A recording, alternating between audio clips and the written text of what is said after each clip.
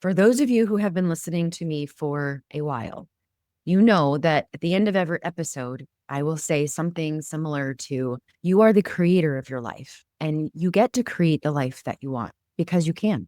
How many of you have thought to yourself, yeah, right? Or, well, maybe for you, but not for me. Or, okay, but how? If those responses are familiar to you, then this episode is for you. You're listening to the Empowered Divorce Podcast, where you practice being the chooser in your life again, one day at a time. Thanks for joining me.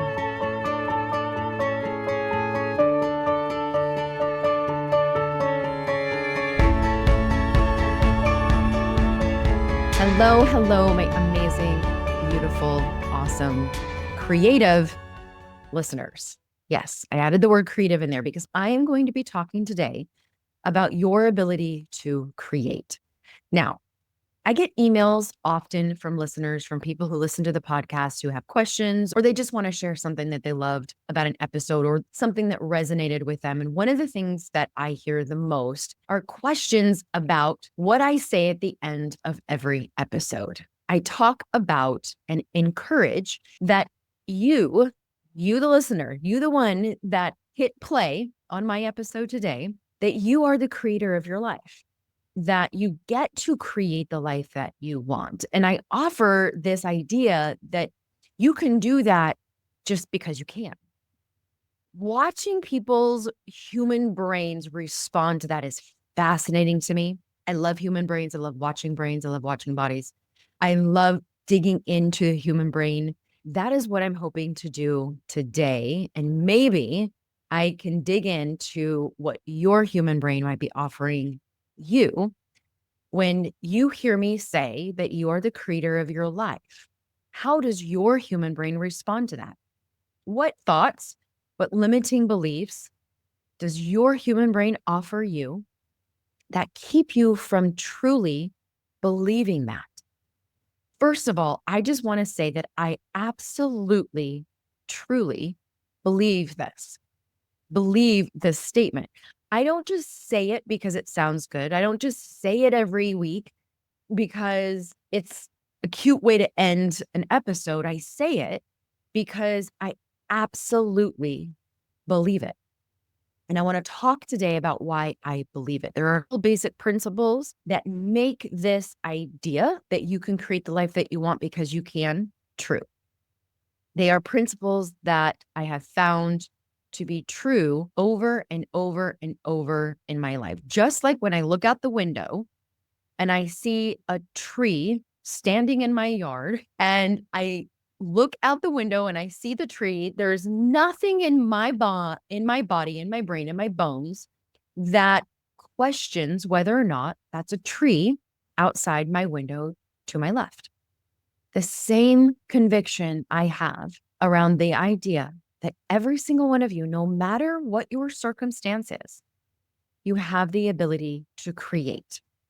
The principle that I believe so much in is the principle of agency, the power of agency. There is a reason why I call this podcast the Empowered Divorce. There's a reason why I use that word so often by choice throughout my episodes, throughout my coaching, throughout my work that I do with my clients, is because of this principle of agency. Agency is the ability to choose. It's the ability and right, like God-given right that we all individually as humans have to choose. I love this so much because it indicates that we are not powerless. When we have, as humans, been put in situations where someone has purposely taken our power away, we have been victimized. That agency, that ability to choose was taken, was robbed, or not given to us. So one of the biggest ways that we have had that agency taken from us is through betrayal trauma. Many of you entered into the relationship where information about that person's sexual history, whether it was part of their past that would impact you, for example, STDs, another child, part of their sexual history and consequences of that sexual history that could impact your safety, your health, your body, your relationship, was hidden from you. So you made the choice to marry this person already in a one down position, already powerless because you didn't have information that you had a right to. Equally, many of you got into a relationship, married the person, and during that course of the relationship, information that you have a right to know about was hidden, was kept from you, or you were gaslit. Maybe you started to catch on that there wasn't that something was happening and they lied, they gaslit, they deceived, Darvo, right? All the things to keep you again in that one down position, that powerless, so that they weren't found out. But what that did was take away your agency, take away your ability to choose, whether that was choose to stay in the relationship, choose to have sex, right?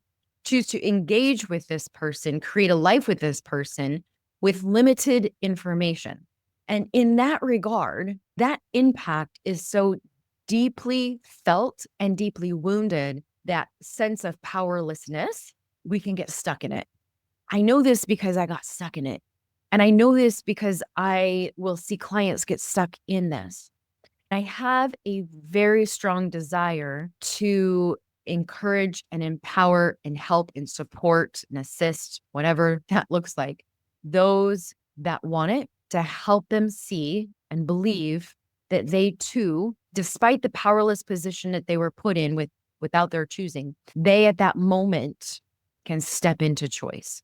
When your marriage, when the dreams, the hopes that you had with this person, with this relationship, it can feel like the blueprint that you had before you that had everything mapped out, and not maybe even in an extreme way, right? But this map that you believed both you and your partner were looking at, were operating by, this blueprint of your life, now it's burned.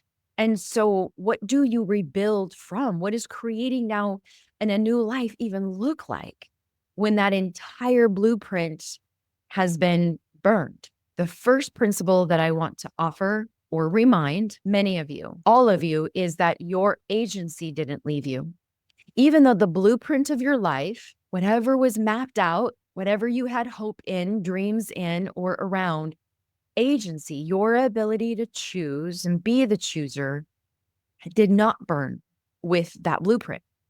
What oftentimes happens is it gets buried under the ashes of grief and shock and survival mode.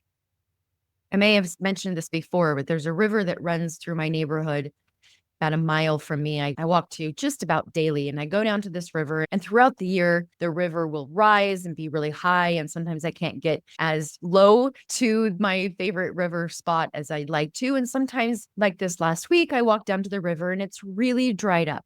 It's really dried up. This little waterfall that I love to go and sit next to and listen to the sound of that waterfall. It's where I do a lot of my meditations, my thinking, and my creative juices come out at that time as well. So I love going down to this river. Well, I went down there this week and it had dried up, and that part of the water that runs over the rocks to create that waterfall type sound wasn't happening. And I was so sad. And it got me thinking metaphorically about how our life is like a river. When we're in this relationship, we believe the river was flowing with dreams and hopes and desires and love from you and from your partner. And the river is flowing and it's moving. Even if we don't often realize it, that river is moving. Then somewhere in that relationship, the water stopped flowing. You might not have even noticed that the sound of the water flowing over the rocks to create that waterfall doesn't exist anymore. Just like betrayal, lie by lie, deception by deception, you don't realize that all of a sudden that beautiful river flowing of hopes and dreams and desires and love has dammed up. Not by you, but it changed the flow of that river. It blocked your access to possibility. It blocked your access to those dreams that you once had. It rerouted all of your energy into survival. And so now, as you are sitting on the shore with what feels like this dried up riverbed, you might wonder, how in the world, Amie, do I create something? How do I create something new when the water isn't even moving anymore. So the principle and the truth, just like as I look out to my left and I see the tree standing in my yard, I know it's a tree. No one's going to convince me otherwise. The same truth that I want to say is that the dam did not destroy the river. It interrupted its flow. But beneath the surface, that river is still there. Your agency is still there. Your creativity is still there. Your capacity to dream never went away. It's been backed up, blocked up, slowed down, rerouted.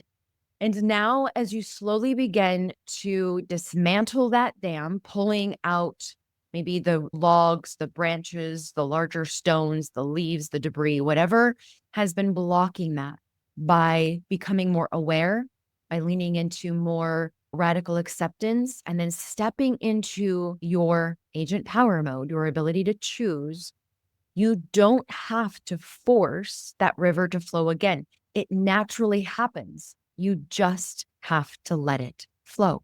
When all of those debris, when all of those sticky points, when all of those logs that are blocking are removed, and look, all y'all that are divorced just removed a big block, right? You just removed one of the biggest parts that created that dam. When you remove it, the water will just flow.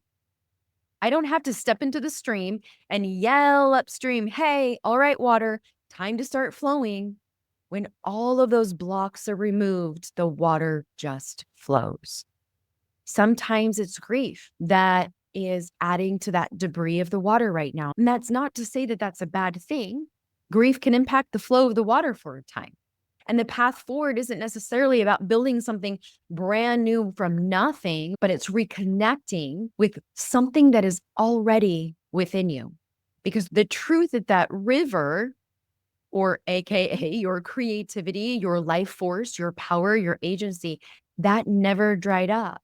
It was just obstructed by someone, and obstructed by some of the consequences of that someone, obstructed by impact.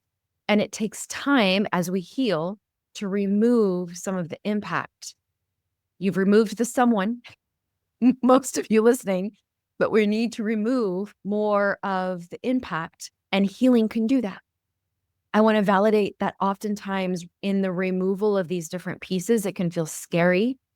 Oftentimes what is blocking from that creativity and that life force and your power can oddly feel safe. I'm going to just like air quote that, because truthfully, it isn't actual safety, but it can feel like it's safe to keep some of that debris and logs in place. In the modality internal family systems, when I do parts work, internal family systems, the idea with this modality is that we all have a higher self. And this higher self holds certain characteristics that come with every human being. One of those characteristics is creativity. It's built into you, which means the power to imagine, design, explore, and experiment didn't die with that old life. It didn't die with a divorce. It didn't get taken even from trauma. It's in your bones. It's in your DNA. It is who you are. And I love this idea. It's why I love this modality and love using this with clients, because oftentimes in order to heal or move forward or create, our brain goes to this idea that we need to go and do something and get something and bring that in order to in order to have a different life or a different result. And so there's that reminder, these two reminders that I'm offering right now, that you have agency already. You have the ability to choose, and you have the ability to create, already hardwired. Isn't that great news? Accessing agency and creativity and all those other characteristics means reconnecting with your higher self, which is why we have to do our healing work, why we have to start looking towards ourself, dropping that rope and looking less towards the human that was laying across the river that was blocking our flow. Okay, so let's talk about why this feels so hard. Because again, it's not that you don't want to create the life that you love, I imagine. I'm going to do a lot of assuming here that many of you want to do what I offer there at the end of every episode. You want to be the creator of your life. You want to create something new. It's just that something inside of you isn't quite sure that it's safe or it's possible or that it's even allowed. We get stuck when the story that we thought would be our life dies. So you likely had this vision, again, that blueprint, even if most of it was unconscious. There was a plan, the plan died. The partner you knew, a partner who'd grow with you, a home that felt safe, a future built on loyalty and love and fidelity. And then so betrayal enters the picture, the story shatters. It's not just the relationship that ends, it's the narrative, meaning the hope and imagined future. When that dies, can feel like you die with it. So the stickiness here isn't laziness or weakness, it's grief.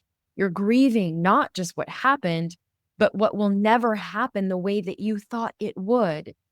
And can I just say that it's okay to name that? In fact, if you haven't listened to one of my really early on episodes, I offer the idea of literally writing down and naming your losses. That's a really important exercise if you haven't done that already. There is something healing about getting it out of your head and heart and body and onto paper and being able to see it, witness it, validate it, and look at the number of losses that have come from this kind of life-saving divorce. It is okay to name the things that you're grieving. But grief and creation can exist at the same time. You don't have to wait for grief to end before the new chapter begins. Another way that we get stuck is when we believe our options are only the ones that we lost.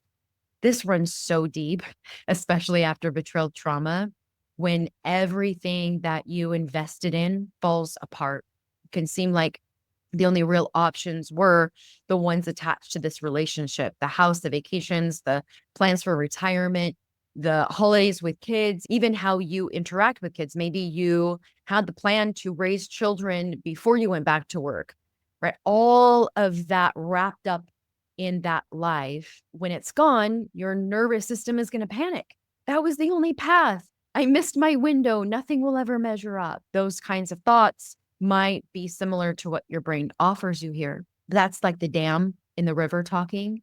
That's the constriction that betrayal creates, the illusion that only one version of life held value, that only that one version of life is available. You still have options. If we didn't have options, it would negate the power and principle of agency. Your options look different now, maybe quieter, slower, busier, but not lesser, certainly not of less value. We also get stuck when we think that we need to know exactly what the life we want looks like before we even begin. Maybe that is what resonates with you when you hear me say that mantra at the end. There's a lie floating around here that says that you have to have a 10-step vision board before you're allowed to start, or that you need to know what your dream life is before you can create it. I don't believe that. I don't know if that's entirely true. I don't think creativity works that way, because creativity to me is discovery. And discovery only happens when we walk down one path and discover that it might not be the path we want, and we get to discover another path. It's not knowing what you're making until your hands are already in the clay. It's choosing the next right color without needing to see the whole painting yet. It's one stone at a time, one log at a time, dismantling that dam and letting the river flow. So if you're waiting until you have to figure it all out, you're going to stay frozen. My invitation is to start with the feeling that you want. Do you want peace, integrity, freedom, connection? Then maybe ask yourself, what would one small act towards that feeling look like today? I mentioned how much I love the brain. I want to offer a couple nerdy thoughts here. Sometimes for me, understanding the psychology, the psychological truths about agency and the power to create can also help, at least my brain, lean into this idea a little bit more. mainly because my brain makes up a lot of really good excuses as to why I can't be the creator of my life. Understanding some of these basic psychological principles can help. And so maybe for those of you whose brains work the same, this might help you as well. One of the first psychological truths that I think can be helpful to be aware of is that the human brain is predictive, not just reactive. So our brains are constantly predicting what's going to happen next based on past experience. So if your past experience is betrayal and loss and trauma, gaslighting, Darvo, abuse, your brain might start predicting pain, failure, disappointment, and distrust, even when those outcomes are no longer guaranteed. We cannot guarantee anything in the future. Your human brain is designed to do this as a way to store up that energy in case a traumatic thing experience does happen. It uses that energy to provide you the ability to fight, flight, freeze, or fawn. So it's by design always predicting, trying to figure out what's next, assess danger, prepare for danger. It likes to give you all of the reasons and ways that the worst possible scenario is going to happen. And like I mentioned, mine's really creative with some of these predictors. And that's why it often feels so hard to create something new. Your brain is protecting you with fear because it's trying to prevent more hurt. Totally understandable, right? But this is where that awareness comes in. When you understand that those fears are not prophecies, they're just protective predictions. A lot of P's there. They're not prophecies, they're just protective predictions. You can start to meet those fears with compassion, then choose differently. You can say, like, thank you, brain. Thank you for trying to keep me safe, but I'm not living in that same spot or that same story anymore. The other psychological truth that we need to be aware of is neuroplasticity. Your brain can literally reshape itself. I say this to my clients who are struggling with addiction. Their prefrontal cortex has shrunk. It changes its shape with addiction. In fact, any addiction, whether it's sugar, pornography, or crack cocaine, our prefrontal cortex starts to take a different shape. This is huge because no matter how old you are or how long you have lived in survival mode, your brain can change. It's designed to adapt, to learn, to grow, to reroute. When you take even the smallest step forward towards something new, you're not just trying, you're rewiring. That's why one of my favorite phrases or questions to ask myself is, all right, Amie, what's the next right step just right now? When I feel that sense of overwhelm and freeze, I literally will slow my steps down and do the one next thing. Brush teeth. Okay, I'm brushing my teeth. Brush hair. Okay, I'm brushing my hair. Get dressed. Okay, get dressed. As I do that one next thing, usually after about the fourth thing, that sense of overwhelm lifts and that ability to create, because neuroplasticity starts to come back in and I can move forward. Every time you choose possibility over fear, curiosity over shutdown, compassion over shame, you're strengthening that neural pathway. That's what's leading you towards the life that you want. When you feel like your identity and your life has been shattered, if not erased, you're not stuck. You're literally being reshaped. You're in the driver's seat now. You have to be. Okay, the other psychological truth that's really impactful to be aware of is that we have internal systems that want wholeness. Again, this goes back to the IFS modality that teaches us the self, capital S self. The true you is always there. Even if it's been buried under all of those protective parts, buried under trauma or all of these survival mechanisms, one of your core qualities and characteristics is creativity, the ability to imagine, reimagine, redesign, build, and rebuild something new from the inside out. Even if you feel frozen, the capital S self is not gone. Despite the capital T trauma, the capital S self, higher self, is not broken. It's waiting. It's waiting to be accessed. It's waiting to be seen. It's waiting to choose. You don't need to be fully healed, because I actually don't think that's a thing. You don't need to be fully healed to begin. You just need that moment of connection to that higher self energy, because the act of creating your life isn't about being perfect. Thank goodness. It's about being present with your courage, your pain, your desires, your values, and really letting your higher self lead, be in charge, drive the car, even when it's scary. The last psychological truth that I wanted to offer is the reminder that emotion activation does not equal truth. This is a big one. Just because an emotion feels overwhelming, like grief, pain, betrayal, hurt, doesn't mean it's the whole truth. When your nervous system has become dysregulated because of betrayal and abuse, and it's in that state, everything outside of you is going to be interpreted as danger. Danger and discomfort are not the same. I'm going to repeat that. Danger and discomfort are not the same. The fear you feel when perhaps imagining creating a new life comes flooding in. It is not a sign that you're doing something wrong. It's a sign or that creation isn't possible. It's a sign that you're stepping into the unknown. The body doesn't know how to trust that yet. Just like I said in previous episode on trust is built through those small steps on that ladder. Your body can learn to feel safe and new when you take just one step at a time. It is okay if it feels uncomfortable, if there's discomfort. It doesn't mean it's dangerous. I think sometimes we want healing to not be messy. We want creation to not be messy. And the truth is, it's going to be messy. The tree in my yard that's standing to my left, it's there, it's tree. But every fall, it gets messy. The leaves fall off and creates a mess for me to clean up. It doesn't mean the tree doesn't exist. It doesn't mean the tree doesn't have purpose.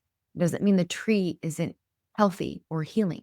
Your healing isn't linear. You're not linear. And so you don't need to know the whole story. You just need to write the next line. And this is where we get to come back to the present moment that's right in front of you, not the future you that you haven't figured out yet, not the past you that didn't ask for any of this. You come to the present you just in this moment. Maybe it's just with this breath. That's okay too. Because from this moment and from this breath, that is where creation begins.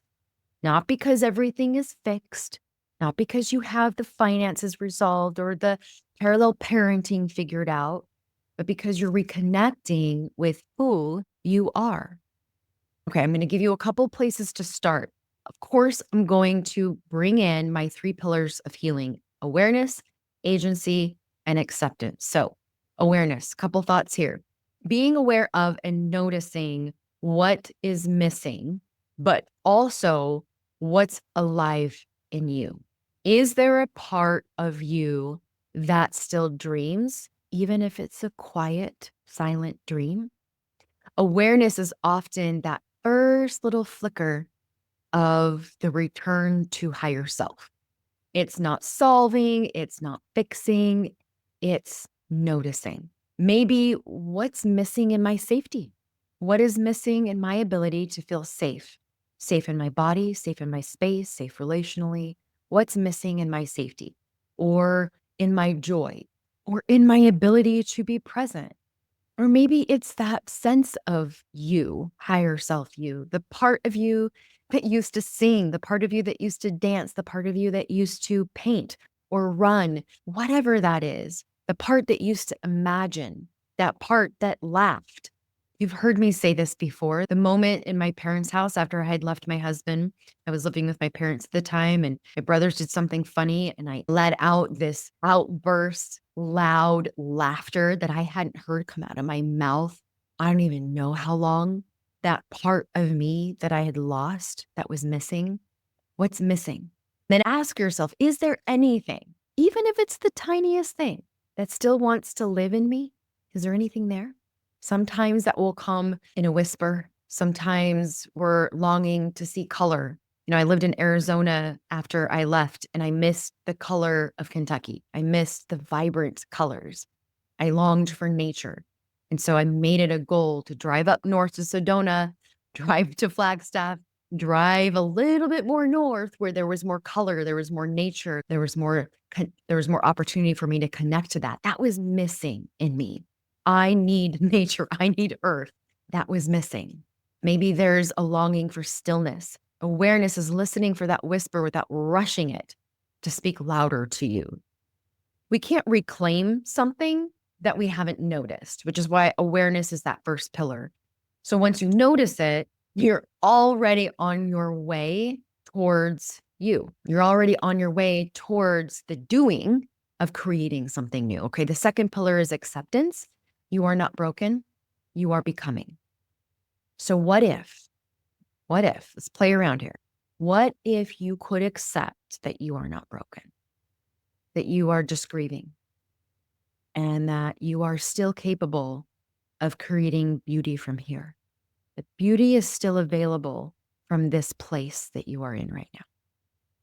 I actually believe this one holds a level of, I want to use the word sacred, special, just I can't think of another word for that right now. If that word might be triggering for some of you, but there's a reverence, maybe that's another word around this one right here, because the reality is betrayal lies within each of you. It tells you that you're the problem, that you maybe must have been too much or not enough, or somewhat responsible for someone else's choices. And yet, what if your grief is not proof of your weakness or your not enoughness, but proof of your capacity to love deeply? What if it's not even about fixing yourself, but just holding yourself, holding who you are? Acceptance doesn't mean approval. It doesn't mean you have to like or approve of what's happened. It doesn't mean that we have to say, all right, it is what it is. The blueprint of my life just blew up and is shredded and is in flames right now. Okay. We don't have to be okay with any of it.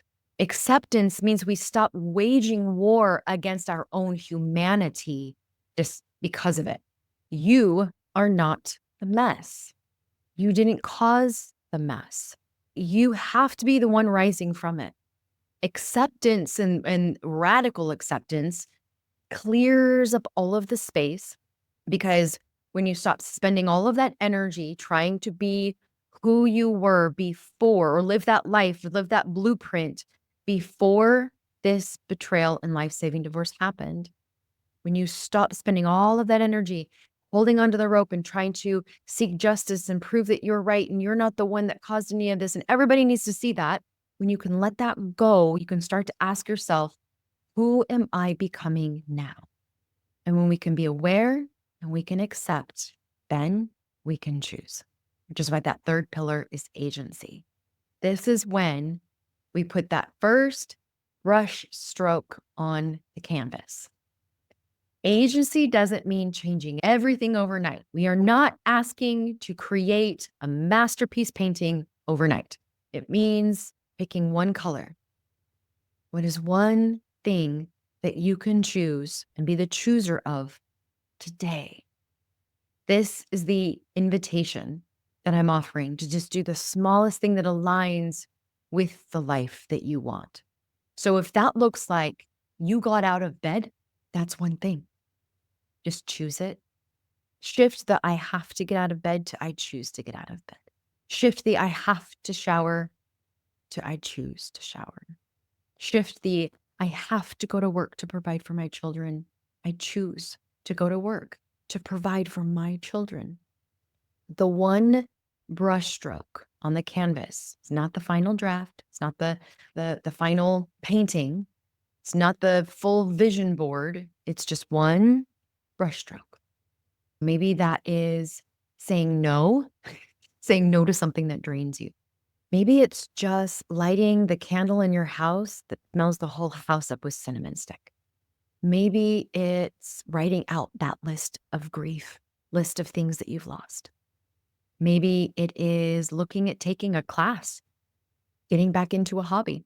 Maybe it's letting yourself, for just 5 minutes, imagining yourself feeling joy, just for 5 minutes. When you pick up that brush and you just do one stroke across the canvas, I want you to reminds your system, I am not powerless.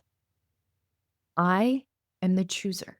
You are acting from agency, and your nervous system then begins to learn how to trust you. The more your sense of self starts to return with one stroke after another, not all at once, just one stroke after another, you start to reclaim you again. This isn't about reclaiming the life in that blueprint again. You can create the life that's deeply aligned with who you really are, with your values, with your integrity, with your dreams, your hopes, your desires. Maybe one that feels even truer, because when you just take that one step at a time, it's a step towards being the creator, because you are the only creator in your life. You can create the life that you want, because you absolutely can. Take care of it.